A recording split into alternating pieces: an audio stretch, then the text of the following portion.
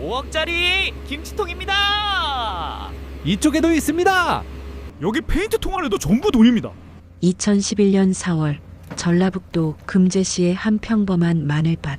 네, 시청자 여러분, 지금 제 뒤로 보이는 이 마늘밭에서 말 그대로 돈벼락이 쏟아지고 있습니다. 현재까지 발견된 현금만 수십억 원에 이르는 것으로. 최종적으로 발견된 현금은 무려 110억 원. 세상에 여기가 그 110억 나온 밭이래요? 흙 기운이 달라. 이 흙 한 줌 퍼가면 우리 집에도 복이 들어올지 누가 알아. 이 전대미문의 마늘밭 돈벼락 사건은 순식간에 전국을 강타했습니다. 하지만 사람들은 몰랐습니다. 이 황당한 돈벼락 뒤에 숨겨진 한범죄 제국의 추악한 진실과 그 돈에 엮여 인생이 송두리째 무너져 내린 사람들의 피눈물을 말입니다. 지금부터 그날의 진짜 이야기를 시작하겠습니다. 잠시 후 시작될 이야기에 앞서 저희 채널 그랬구나 인생 채널 구독과 좋아요는 저희에게 큰 힘이 됩니다. 시간은 2005년으로 거슬러 올라갑니다.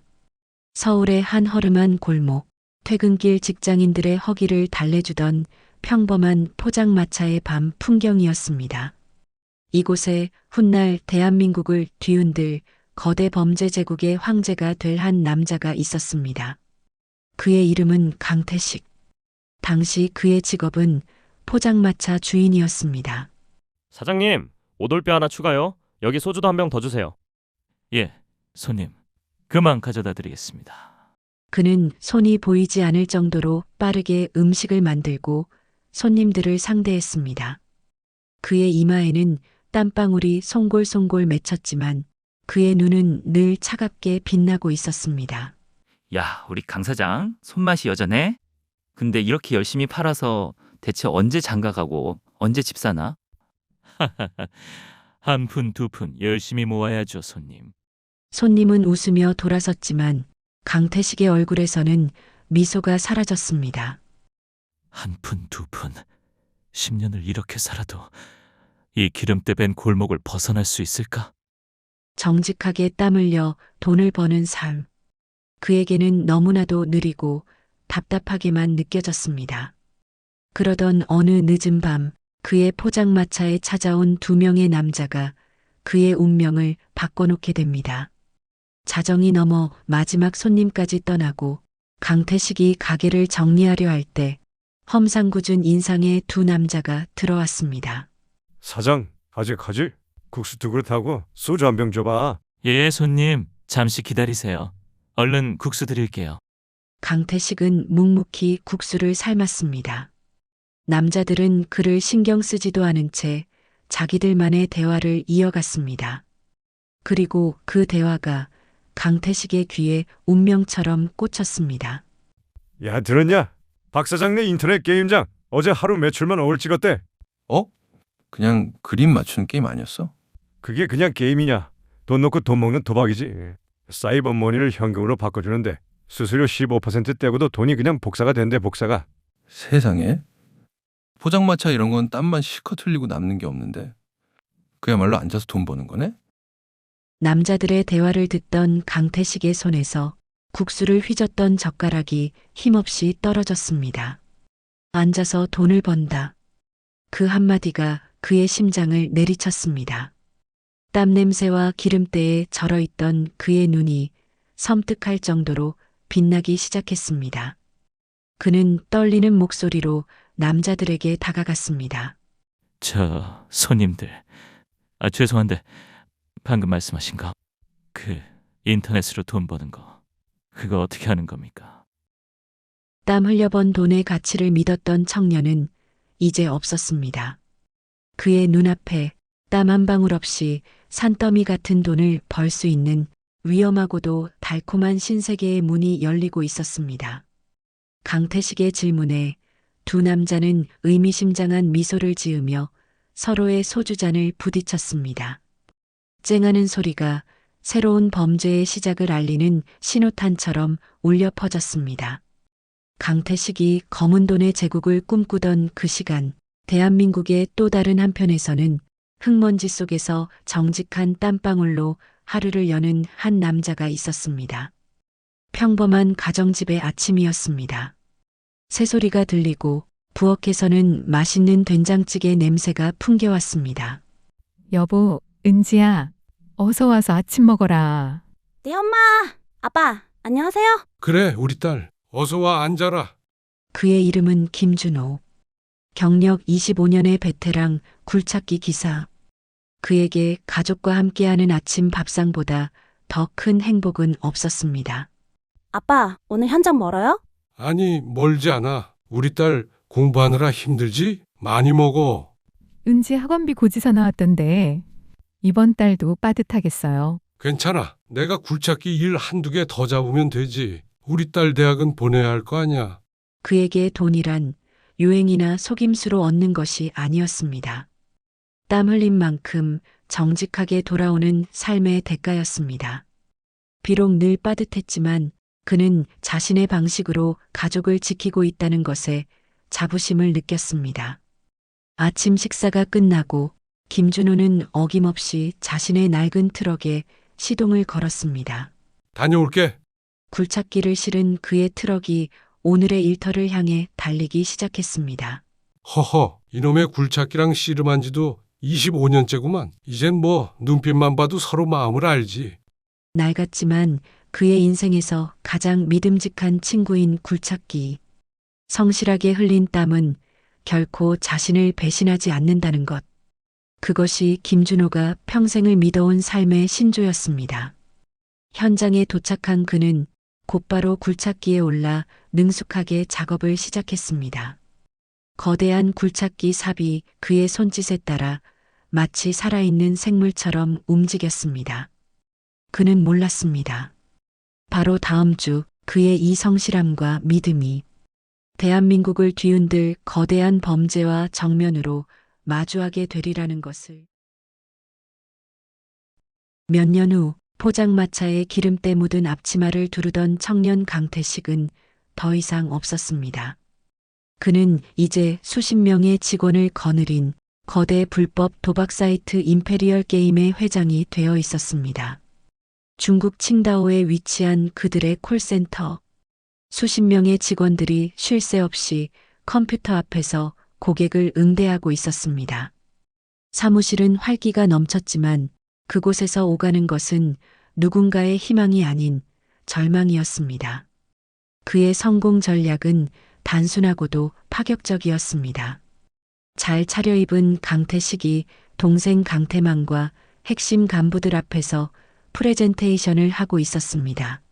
다른 놈들이 환전 수수료 15%, 20% 뗄 때 우리는 무조건 10%로 간다. 박리담이야. 도박꾼들은 1%에도 목숨을 걸어. 결국 수수료 싼 우리한테 몰리게 돼 있어. 형님, 그리고 추천인 제도가 대박입니다. 자기 밑으로 사람 하나 끌어오면 그 사람이 잃는 돈의 5%를 떼어주니까 회원들이 알아서 회원을 물어옵니다. 그렇지. 그렇게 받은 추천 수당도 결국 우리 사이트에서 다시 도박으로 쓰게 돼. 돈이 밖으로 나갈 구멍이 없어. 서버는 미국에 있고 자금 관리는 홍콩에서 한다. 경찰 놈들이 우리 꼬리를 잡을 수가 없지. 낮은 수수료로 고객을 유인하고 피라미드 방식으로 고객이 고객을 끌어오게 만들었습니다. 그들의 제국은 기하급수적으로 팽창했고 돈은 그야말로 긁어모으는 수준이었습니다. 강태식은 동생과 함께 비밀금고로 들어섰습니다. 방 안은 바닥부터 천장까지 현금 다발로 가득 차 있었습니다. 형, 이게 다 우리 돈이야? 포장마차 할 땐 평생 구경도 못할 돈인데. 아니, 이건 시작일 뿐이야, 동생. 대한민국 호구들 주머니에 있는 돈 전부 다 우리 걸로 만들 거야. 매출액 1,540억 원, 부당이득 170억 원. 돈은 그들이 감당할 수 없을 정도로 쌓여갔습니다. 이제 그들에게 남은 숙제는 단 하나. 이 검은 돈을 어떻게 안전하게 숨기느냐는 것이었습니다. 그때 강태식의 휴대전화가 울렸습니다. 그는 발신자 번호를 확인하고 미소를 지으며 전화를 받았습니다. 매형. 잘 지내지? 오랜만이네.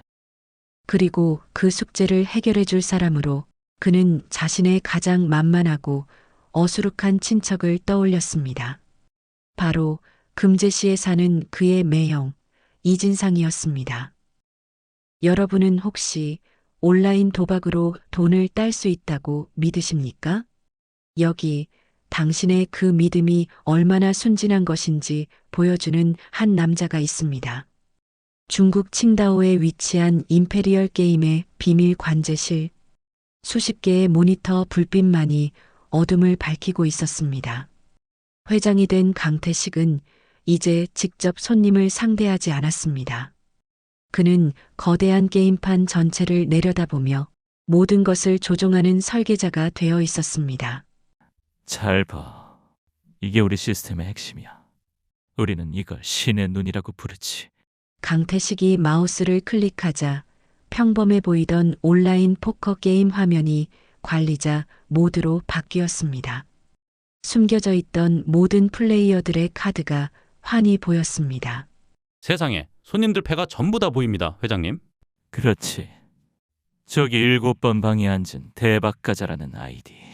지금 플라우스를 잡고 인생을 걸었지. 하지만 상대방 손에 뭐가 있는지 봐. 스트레이트 플러시야. 친구는 오늘 월급을 전부 날리는 거지. 상대방 운이 정말 좋은 거 아닙니까? 운? 저 상대방 우리 팀장이야. 그렇습니다. 그들이 만든 게임판에는 운이라는 것이 존재하지 않았습니다. 저 5명짜리 포커 테이블 보이지? 저기서 진짜 손님은 대박가자 저놈 하나야. 그럼 나머지 3명은요? 둘은 우리 직원이고 하나는 인공지능 프로그램이야. 바람잡이들이지. 진짜 손님 한 명의 돈을 몽땅 뜯어내기 위해 우리 편 넷이서 한 팀으로 짜고 치는 거라고. 애초에 이길 수가 없는 게임이야. 그곳은 도박장이 아니었습니다. 거대한 거미줄이었고 손님들은 그 거미줄에 스스로 날아들어온 나비에 불과했습니다. 파닥거릴수록 돈은 더 빨리 거미의 입으로 빨려 들어갔습니다. 형님, 주천인 제도 때문에 신규 회원이 매일 폭발적으로 늘고 있습니다. 정말 완벽한 시스템입니다. 가장 완벽한 건 뭔지 알아? 저 대박가자를 우리 사이트로 끌어들인 주천인. 대박가자가 돈을 잃을수록 그 주천인한테는 수수료가 떨어져. 내 덕에 돈 번다, 친구야 하면서 말이야. 서로가 서로를 지옥으로 끌어들이는 구조군요. 바로 그거야. 돈이 돈을 부르고 욕망이 욕망을 낳는 완벽한 시스템. 강태식의 제국은 그렇게 수많은 사람들의 피눈물 위에서 더욱 거대하게 솟아오르고 있었습니다. 하지만 어둠이 깊어질수록 빛은 가까워지는 법이었습니다. 대한민국 경찰의 수사망이 서서히 그들을 조여오고 있었습니다. 그리고 그 제국을 지탱하던 막대한 양의 검은 돈은 이제 경찰의 눈을 피해 어딘가 안전한 땅속으로 숨어야 할 때가 다가오고 있었습니다. 바로 금제시의 한적한 마늘밭으로 말입니다. 강태식의 제국이 쌓아 올린 170억 원. 그것은 숫자가 아니었습니다. 그것은 수많은 사람들의 인생을 조각내어 쌓아 올린 피눈물의 탑이었습니다. 여기 작은 치킨집을 운영하는 40대 가장 박영철이 있습니다. 그는 누구보다 성실했지만 하루가 다르게 오르는 물가와 줄어드는 손님의 잠 못 이루는 밤이 많았습니다. 가게 문을 닫고 홀로 남은 박영철이 지친 몸을 의자에 기댄 채 컴퓨터를 켰습니다. 며칠 전 친구가 알려준 임페리얼 게임 사이트였습니다. 딱 10만 원만. 이걸로 재료값이라도 벌면. 처음의 행운은 거미줄에 묻은 달콤한 꿀이었습니다. 몇 번의 클릭 끝에 화면에 잭팟이라는 글씨가 뜨며 화려한 승리 효과음이 울려 퍼졌습니다. 이게 진짜 되네? 10만 원이 100만 원이 됐어. 그날 밤 그는 뜬 눈으로 밤을 새웠습니다. 심장이 터질 것처럼 뛰었고 눈앞에 새로운 세상이 열리는 듯 했습니다. 며칠 후 박영철은 아내에게 목걸이를 선물했습니다. 아내는 오랜만에 선물에 소녀처럼 기뻐했습니다. 어머 여보, 이게 얼마만이야? 갑자기 웬 목걸이에요? 허허, 그냥 당신 고생하는 것 같아서. 하지만 그 행운은 오래가지 않았습니다. 그는 점점 더 많은 돈을 더 자주 걸기 시작했습니다. 하지만 화면에는 승리가 아닌 패배라는 글자만 반복해서 떴습니다. 한 번만, 딱 한 번만 더 따면 본전이야. 본전만 찾고 그만하자. 본전만 찾자. 그 생각은 늪에 빠진 사람이 허우적거리는 마지막 발버둥과 같았습니다. 발버둥 칠수록 그는 더 깊이 가라앉았습니다. 가게 운영 자금에 손을 댔고 아들 대학 등록금으로 모아둔 적금을 깼습니다. 며칠 뒤 가게 문을 닫은 채 홀로 앉아있는 박영철에게 아내가 떨리는 손으로 통장 몇 개를 내밀었습니다. 이게 다 뭐야? 가게 보증금까지. 우리 아들 대학 가려고 10년을 부은 돈 전부 다 어디 갔어? 말해봐. 미안해 여보. 금방 다시 딸 수 있을 줄 알았어. 한 번만 더 하면. 한 번? 한 번? 당신 미쳤어. 우리 끝내 당신 같은 도박 중독자랑은 나 단 하루도 더 못 살아. 아내는 통장을 그의 얼굴에 던지듯 뿌리고는 그대로 가게를 나가버렸습니다. 텅 빈 가게 안에는 모든 것을 잃어버린 박영철의 짐승 같은 울음소리만이 울려 퍼졌습니다. 한 남자의 절규는 또 다른 남자에겐 그저 비즈니스 보고서의 한 줄일 뿐이었습니다. 형님, 오늘 아이디 치킨 대박. 가게 보증금까지 전부 털렸습니다. 본사 수익 3천만 원 추가입니다. 그래? 내일이면 또 다른 놈이 그 자리 채울 거야. 그나저나 경찰 움직임이 심상치 않아. 슬슬 이 돈들 옮겨야겠다. 한 사람의 인생이 무너져 내린 그 순간 제국의 황제는 다음 먹잇감을 기다리며 쌓아 올린 돈의 탑을 옮길 준비를 하고 있었습니다. 비극은 또 다른 비극을 낳기 위해 이제 조용한 시골 마을 금제를 향하고 있었습니다. 제국은 거대해졌지만 그만큼 그림자도 길어졌습니다. 대한민국 경찰의 수사망이 바다 건너 그들의 턱 밑까지 차오르고 있었습니다. 강태식의 중국 사무실은 비상이 걸렸습니다. 직원들은 다급하게 통화하며 무언가를 처리하고 있었습니다. 형님, 국내 계좌들이 지금 이 시간에도 계속 막히고 있습니다. 이대로는 자금줄이 전부 막힙니다. 현금으로 빼. 당장. 전부 다. 그리고 숨겨야지. 세상에서 가장 안전한 곳에. 가장 안전한 곳이 어딥니까? 아무도 거기가 가장 위험한 곳이라고 생각하지 못하는 곳. 우리 매형 이진상이 사는 시골 땅속이야. 그로부터 며칠 뒤 비가 쏟아지는 금제시의 한국도 대형 트럭 한 대가 약속된 장소에 멈춰 섰습니다. 이진상은 공포에 질린 얼굴로 트럭을 향해 달려갔습니다. 처남, 이게 다 뭔가? 트럭 뒷문이 열리자 안에는 수십 개의 낡은 김치통과 페인트통들이 모습을 드러냈습니다. 매형, 사업 자금이야. 은행에 두면 세금 문제가 복잡해서 딱 1년만 좀 묻어줘. 아무도 모르게. 1년? 하지만 이 많은 걸 어떻게? 우리 누나 강영숙이 호강하고 사는 거 다 이 돈 덕분인 거 알지? 매형이 이거 하나 못 해주면 내가 아주 섭섭하지. 알아들었어? 그것은 부탁이 아니었습니다. 거절할 수 없는 차가운 협박이었습니다. 김치통들은 김치가 아닌 인간의 탐욕과 공포로 가득 차 있었습니다. 그날 밤 이진상은 아내 강영숙과 함께 폭우가 쏟아지는 마늘밭에서 필사적으로 땅을 팠습니다. 여보, 정말 괜찮을까요? 난 너무 무서워요. 동생들이 도대체 무슨 짓을 하고 다니는지. 괜찮아. 1년만 고생하면 처남이 크게 한몫 챙겨준다고 했어. 그럼 우리도 이 지긋지긋한 시골 떠나서 서울 가서 떵떵거리며 사는 거야. 그들은 희망을 묻고 있다고 생각했지만 사실은 자신들의 남은 인생을 통째로 묻고 있는 것이었습니다. 마지막 통까지 땅에 묻고 흙을 덮자 부부는 땅바닥에 주저앉아 거친 숨을 몰아쉬었습니다. 칠흑 같은 어둠 속에서 110억 원이라는 거대한 비밀이 마늘밭 아래 깊이 잠들었습니다. 그리고 그 위로 아무것도 모르는 시간의 흙이 천천히 쌓여가기 시작했습니다. 그 땅을 한 성실한 굴착기 기사가 파헤치게 될 그날까지. 시간은 흘러 2011년 봄이 되었습니다. 금제시의 마늘밭 흙 아래 110억 원이라는 거대한 비밀은 1년 넘게 깊은 잠에 빠져 있었습니다. 땅 위에서는 마늘이 자라고 계절이 바뀌었지만 땅 밑의 시간은 그저 조용히 흐를 뿐이었습니다. 어느 날 아침 김준호의 집 전화벨이 울렸습니다. 평범한 작업 의뢰 전화였습니다.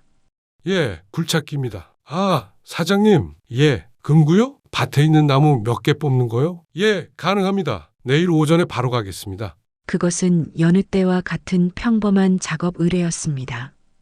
그 전화 한 통이 자신의 평범한 삶을 통째로 뒤흔들게 될 줄은 꿈에도 모른 채 다음 날 김준호는 약속된 금제시의 마늘밭에서 굴착기 작업을 시작했습니다. 밭 주인 이진상에게 작업 내용을 전달받은 김준호는 능숙하게 잡목들을 처리하기 시작했습니다.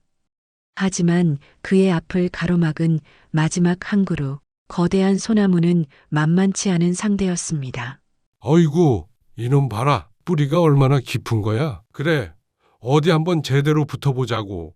김준호는 굴착기 엔진의 출력을 최대한으로 끌어올렸습니다. 거대한 삽이 소나무의 뿌리를 향해 깊숙이 파고들었습니다.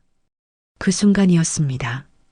땅속에서 뚝하는 무언가 단단한 것이 부러지는 듯한 소리가 울렸습니다. 휴, 드디어 나왔다. 어라? 이건 뭐지? 거대한 뿌리 흙더미 사이로 검은 비닐봉지에 쌓인 낡은 페인트통이 모습을 드러냈습니다. 에이씨, 웬 쓰레기를 이리 깊이도 묻었대? 하여간 양심 없는 사람들 같으니라고. 그에게 그것은 돈다발이 아닌 그저 몰상식한 누군가가 몰래 묻어둔 공사 폐기물일 뿐이었습니다. 그는 페인트통을 굴착기 삽으로 가볍게 건드려 보다가 이내 삽으로 통을 들어 올려 다른 잡목 쓰레기 더미 쪽으로 옮겼습니다. 재수없게. 그는 아무렇지 않게 페인트통을 쓰레기 더미에 던져버리고 남은 작업을 마저 처리했습니다. 페인트통이 든 봉지는 포물선을 그리며 날아가 나뭇가지와 흙더미 사이로 사라졌습니다. 그는 몰랐습니다. 자신이 방금 재수없는 쓰레기라 여기고 던져버린 그 통 안에 대한민국을 뒤흔들 110억 원이 들어있었다는 사실을, 그리고 그 무심한 행동 하나가 자신의 평온했던 삶을 거대한 폭풍 속으로 밀어넣게 되리라는 것을. 시간은 돈을 묻은 지 몇 개월이 지난 후였습니다. 이진상과 그의 아내 강영숙은 서울의 한 고급 백화점에서 쇼핑을 즐기고 있었습니다. 처음의 불안과 공포는 서서히 망각의 먼지 아래 덮여갔고 그 자리에는 검은 유혹이 싹트기 시작했습니다. 어머, 여보. 이거 어때요? 텔레비전에서만 보던 건데 평생 이런 거 한번 들어보고 싶었어요. 그래, 사. 까짓 거. 우리도 이제 좀 누리고 살아보자고. 그날 저녁 부부는 평생 와본 적 없는 고급 레스토랑에서 와인을 마시고 있었습니다. 이게 사는 거지. 총구석에서 마늘이나 심던 인생이. 허허. 여보, 그런데 동생들이 알면 어떡해요? 에이, 괜찮아. 170억이야, 170억. 그중에서 2억 좀 썼다고 그걸 어떻게 알아? 그냥 우리가 고생했으니까 수고비로 좀 썼다고 하면 되지. 그래도 우리 동생 태식이 무서운 거 알잖아요? 아내의 말에 이진상의 얼굴에서 웃음기가 사라졌습니다. 돈을 쓰는 쾌감과 처남에 대한 공포가 그의 마음속에서 뒤섞였습니다. 달콤한 탐욕 뒤에는 언제나 날카로운 공포가 그림자처럼 따라오는 법이었습니다. 바로 그때 이진상의 휴대전화가 울렸습니다. 발신자는 동생 강태만이었습니다. 매형, 돈 잘 있죠? 경찰 움직임이 심상치 않아서 확인차 전화했어요. 그럼 잘 있지? 걱정 마라. 전화를 끄는 이진상은 그 길로 차를 몰아 한밤중에 마늘밭으로 향했습니다. 그는 소나무가 뽑혀나간 자리를 미친 듯이 파헤치기 시작했습니다. 없어. 세상에 돈이 없어졌어. 그의 머릿속에 며칠 전 소나무를 뽑아가던 굴착기 기사의 얼굴이 섬광처럼 스쳐 지나갔습니다. 그놈이다. 그 굴착기 기사놈. 그래 잘됐다. 어차피 돈도 없어졌겠다. 내가 쓴 2억 4천만 원까지 전부 다 저놈이 훔쳐간 걸로 만들면 돼. 다음 날 아침 이진상은 김준호에게 전화를 걸었습니다. 여보세요? 무슨 일입니까? 김 기사, 나 금제밭 주인이요. 지금 당장 좀 만나야겠소. 약속 장소인 저수지. 이진상은 눈이 벌개진 채 김준호를 기다리고 있었습니다. 일하다 말고 달려왔습니다만. 내 돈 어디다 숨겼어? 7억! 당신이 파갔잖아, 이 도둑놈아. 이거 놓으시죠? 무슨 돈 말씀이십니까? 밭에서 나온 건 쓰레기통뿐이었소. 그렇게 떳떳하면 경찰 부릅시다. 경찰 불러서 누가 진실인지 가려봅시다.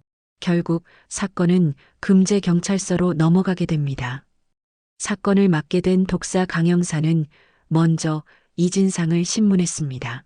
이진상 씨, 왜 돈을 밭에다 묻었습니까? 그게 집안 대대로 내려온 선산을 판 돈이라 집에 두자니 불안해서요. 잃어버린 돈이 정확히 얼마라고요? 그게 아마 한 7억 원이던가. 이진상 씨 돈인데 왜 그렇게 자신이 없어요? 생각해보니 12억쯤 되는 거 아닙니까? 예, 맞습니다. 정신이 없어서 12억 원입니다. 횡설수설하는 이진상.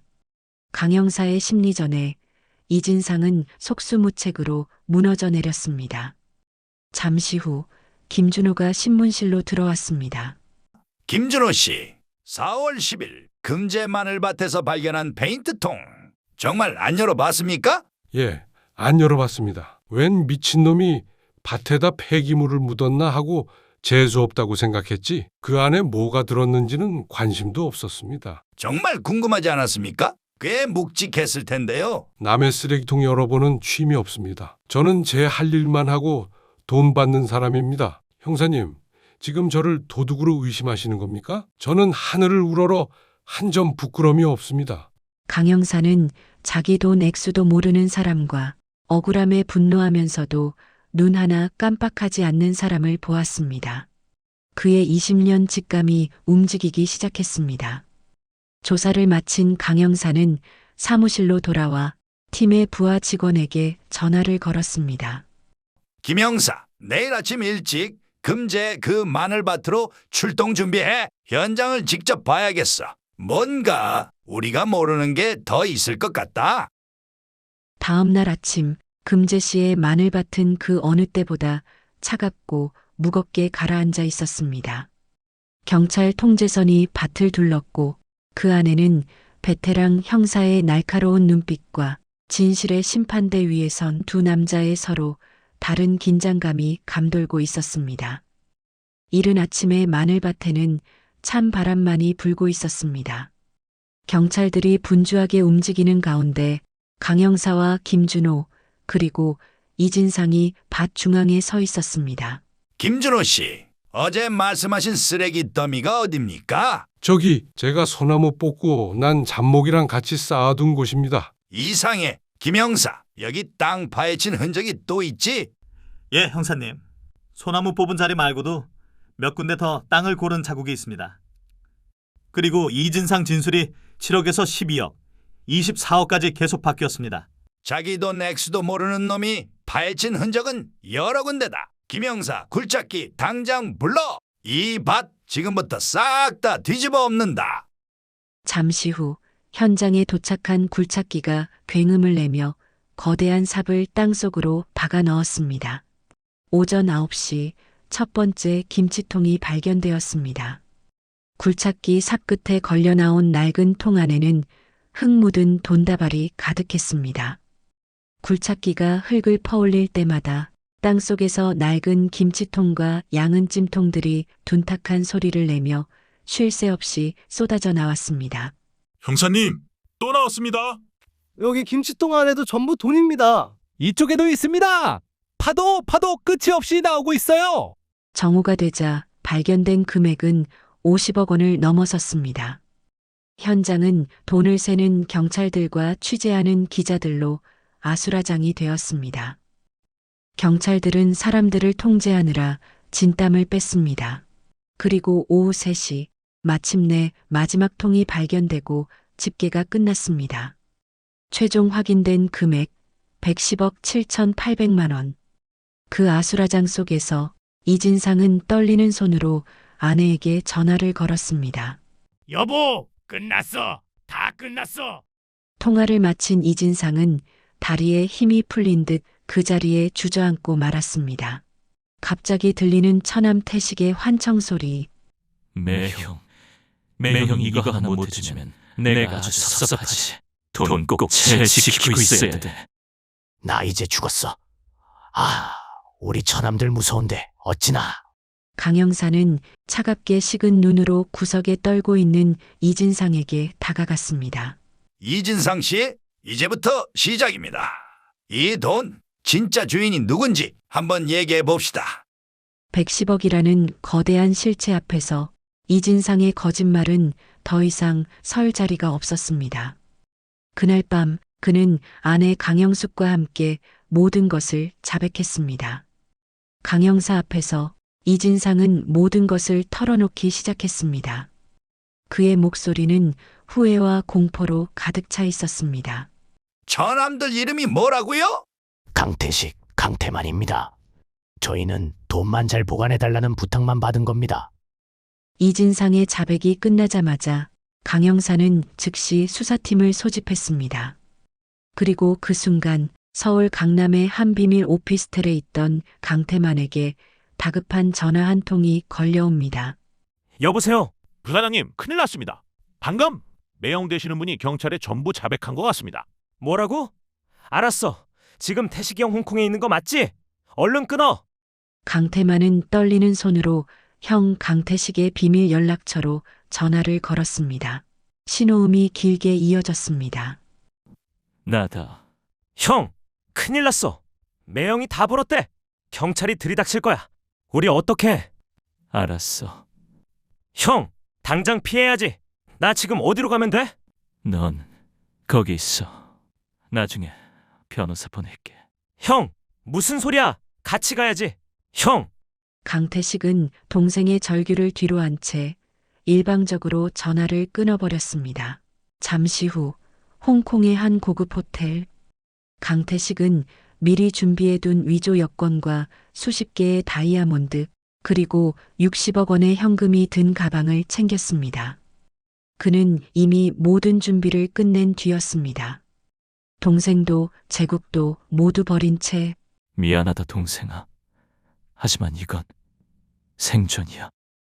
다음 날 대한민국은 마늘밭 110억 사건의 실체에 경악했습니다. 모든 뉴스 채널이 이 사건을 대서특필했습니다. 사상 최대 규모의 불법 도박 사이트 조직이 검거되었습니다. 경찰은 달아난 주범 강태식을 인터폴에 적색 수배 요청하고. 며칠 후 강 형사는 사무실에서 강태식의 수배 전단을 보고 있었습니다. 강태식, 이놈 잡기 전까지는 퇴근이랄 게 있나? 국경을 넘어서라도 반드시 내 손으로 잡는다. 제국은 무너졌지만 황제는 사라졌습니다. 동생마저 버리고 60억 원의 현금을 손에 쥔 강태식. 그의 지독한 생존기는 이제 막 시작되고 있었습니다. 그의 첫 행선지는 동남아시아의 한 불법 시술소였습니다. 의사와 간호사가 서툰 영어로 대화를 나누고 있었습니다. All done. New face. 며칠 후 강태식은 자신의 얼굴을 덮고 있던 마지막 붕대를 풀었습니다. 거울 속에는 완전히 다른 남자가 서 있었습니다. 새로운 얼굴이라. 좋군. 강태식은 가장 먼저 자신의 얼굴을 지웠습니다. 과거의 자신을 죽이고 더 잡기 힘든 유령으로 다시 태어나기 위해. 한편 대한민국 금제경찰서의 강 형사는 답답함에 속이 타들어가고 있었습니다. 네? 아직도 출국 기록 확인이 안 됐다고요? 위조 여권으로 나간 게 거의 확실한데 중국 공안에서 협조를 안 해준다는 게 말이 됩니까? 알겠습니다. 네, 기다리겠습니다. 강 형사는 수화기를 거칠게 내려놓았습니다. 경찰의 수사는 국경이라는 거대한 벽과 외교라는 복잡한 절차 앞에서 더디게만 흘러갔습니다. 중국 공안은 그런 인물은 입국한 기록이 없다는 답변만 기계처럼 반복했고, 홍콩 경찰은 금융 정보는 제공할 수 없다는 원론적인 입장만 되풀이했습니다. 강 형사가 서류와 씨름하는 동안 강태식은 이미 새로운 거미줄을 치고 있었습니다. 마카오의 한 펜트하우스에서 그는 수십 개의 모니터 앞에 앉아 있었습니다. 그의 통화는 쉴 틈 없이 이어졌습니다. The new server must be based in Chi, South America. Make it completely untraceable. 60억 중에 10억. 바로 송금해. 자금은 스위스 계좌 통해서 돌리고. 칭다오에 있던 놈들? 싹 다 버려. 현지에서 새로 뽑아. 말이 안 통하는 놈들이 배신할 확률도 적어. 강태식은 자신의 펜트하우스 발코니에서 위스키를 마시며 화려한 도시의 야경을 내려다보고 있었습니다. 그의 옆에 놓인 노트북 화면이 밝아지며 레드 드래곤이라는 새로운 이름의 도박 사이트가 모습을 드러냈습니다. 시작해볼까? 그렇게 제국의 황제는 죽지 않았습니다. 그는 이름만 바꾼 채 지금 이 순간에도 어딘가에서 또 다른 박영철을, 또 다른 피해자를 찾으며 유혹의 손짓을 보내고 있습니다. 억울한 누명을 벗은 김준호 씨. 그는 이제 모든 것이 제자리로 돌아갈 것이라 믿었습니다. 하지만 진실이 밝혀진 그날은 그의 진짜 비극이 시작되는 날이었습니다. 며칠 후 김준호는 포상금을 받기 위해 경찰서를 찾았습니다. 주변 사람들이 그를 알아보고 수군거리는 것이 느껴졌습니다. 김준호 씨 맞으시죠? 정직한 시민이 되어주셔서 감사합니다. 국가 규정에 따른 포상금입니다. 그가 건네받은 봉투 안에는 200만 원이 들어 있었습니다. 110억 원의 진실을 세상에 알린 대가였습니다. 그의 아내가 운영하던 작은 식당은 이상한 손님들로 북적이기 시작했습니다. 식당 안 손님들은 음식을 먹기보다 주방에서 일하는 아내를 힐끔거리며 자기들끼리 소곤대기 바빴습니다. 글쎄, 저 집 남편이 110억을 발견했다잖아. 아무리 그래도 그렇지 200만 원만 받았다는 걸 누가 믿어? 가족들은 분명히 챙겼을 거야. 쉿, 들리겠어요? 들으라고 하는 소리지. 이 식당도 그 돈으로 차린 거 아니야? 밥을 먹으러 오는 손님은 없었습니다. 그저 110억 원을 발견한 남자의 아내 얼굴을 구경하러 오는 사람들 뿐이었습니다. 저녁에는 김준호의 친구들이 찾아와 농담 반 진담 반으로 그를 괴롭혔습니다. 어이, 김 사장. 로또 맞았다며. 언제 한턱 쏠 거야? 우리도 좀 먹고 살자. 하하하. 무슨 소리냐? 내가 받은 건 200만 원이 전부야. 에이, 친구끼리 왜 그래? 섭섭하게. 굴착기 하나 새로 뽑았다며. 그 돈 어디서 났어? 의심의 눈초리는 밤이 되면 더욱 노골적인 공포로 변해갔습니다. 그날 새벽 잠든 가족을 깨우는 날카로운 전화벨 소리가 울렸습니다. 김준호지? 돈 어디 숨겼어? 좋게 말할 땐 내놔. 너 딸이 은지라고 했나? 밤길 조심하라고 전해줘. 전화는 일방적으로 끊겼고 김준호는 공포에 질려 수화기를 든 채 온몸을 떨었습니다. 결국 골마 터진 상처는 가장 약한 곳에서부터 터져나왔습니다. 며칠 뒤 식당에서 아내가 울면서 김준호에게 말했습니다. 여보, 나 더는 못하겠어요. 하루 종일 와서 힐끔거리고 수근거리고 밥 팔러 나온 건지 동물원 원숭이가 된 건지 나 무서워서 못 살겠어. 김준호는 아무 말 없이 우는 아내를 안아줄 뿐이었습니다. 그는 도망치는 대신 세상에 호소하기로 결심했습니다. 며칠 뒤 그는 한 방송사와 인터뷰를 가졌습니다. 카메라 앞에 앉은 김준호의 얼굴은 깊은 수심으로 가득했습니다. 제발 부탁드립니다. 저는 그냥 평범한 굴착기 기사입니다. 돈벼락 맞은 사람도 아니고 영웅도 아닙니다. 제발 저와 제 가족을 그냥 평범하게 살게 내버려 둬 주십시오. 하지만 세상을 향한 그의 호소에도 불구하고 110억이라는 주홍 글씨는 쉽게 지워지지 않았습니다. 매일 밤 계속되는 스트레스와 술은 결국 그의 몸을 잠식하기 시작했습니다. 얼마 후 계속되는 복통에 찾은 병원. 의사가 무거운 표정으로 입을 열었습니다. 김준호 씨, 검사 결과가 나왔습니다. 많이 힘드시겠지만 마음의 준비를 하셔야겠습니다. 간암입니다. 그로부터 10여 년의 세월이 흘렀습니다. 동남아시아의 한 호화로운 해변 빌라. 선베드에 누운 한 중년 남성이 태블릿을 보고 있습니다. 그는 강태식입니다. 제국의 황제 강태식은 이름과 얼굴을 바꾼 채 여전히 법의 심판을 비웃으며 살아가고 있습니다. 그가 훔친 60억 원은 수천억 원으로 불어나 지금 이 순간에도 또 다른 피해자들을 만들어내고 있습니다. 그의 전쟁은 영토를 확장하며 계속되고 있었습니다. 같은 시각 한국의 한적한 시골 마을. 햇볕 아래 한 남자가 작은 텃밭을 가꾸고 있습니다. 그는 김준호입니다.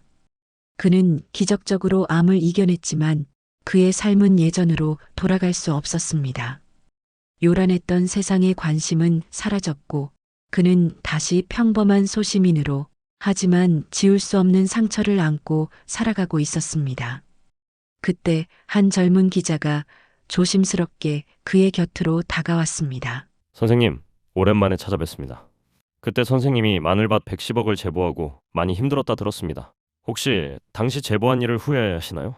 내 몸뚱이는 후회하지. 내 가족들이 겪은 그 끔찍한 시간을 생각하면 뼛속까지 후회돼. 하지만 내 마음은 후회 안 해. 그게 나니까. 그의 억울한 사연은 아이러니하게도 대한민국에 작은 변화를 가져왔습니다. 당시 그가 받았던 200만 원의 포상금이 너무나 비현실적이라는 여론이 들끓었고 마침내 범죄수익은닉규제법이 개정되어 범죄수익 신고자에게 최대 1억 원의 포상금을 지급하는 제도가 생겨났습니다. 강태식의 보이지 않는 제국은 지금 이 순간에도 당신의 스마트폰을, 당신의 컴퓨터를 노리고 있습니다.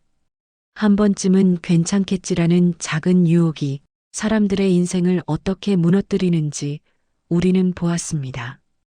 오늘 밤 당신의 귓가에 대박을 속삭이는 유혹이 찾아온다면 당신은 어떤 선택을 하시겠습니까? 혹시 당신이나 당신의 가족이 도박 문제로 고통받고 있다면 혼자 고민하지 마십시오. 전문가의 도움이 당신을 기다리고 있습니다. 국번 없이 1336 한국 도박문제 예방치유원입니다. 지금까지 그랬구나 인생이었습니다. 세상 모든 기구한 사연의 위로를 보냅니다.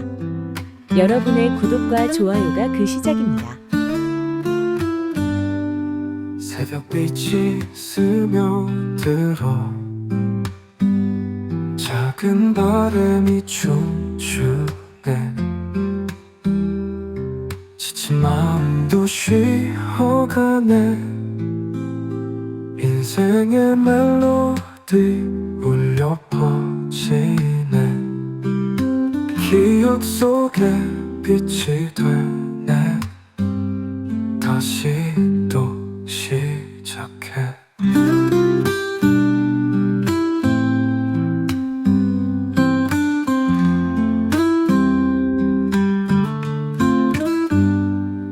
길을 잃어도 괜찮아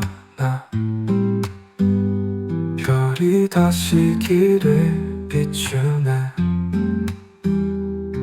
고요 속에 나를 찾네 인생의 멜로디 울려 퍼지네 기억 속에 빛이 되네. 다시 또 시작해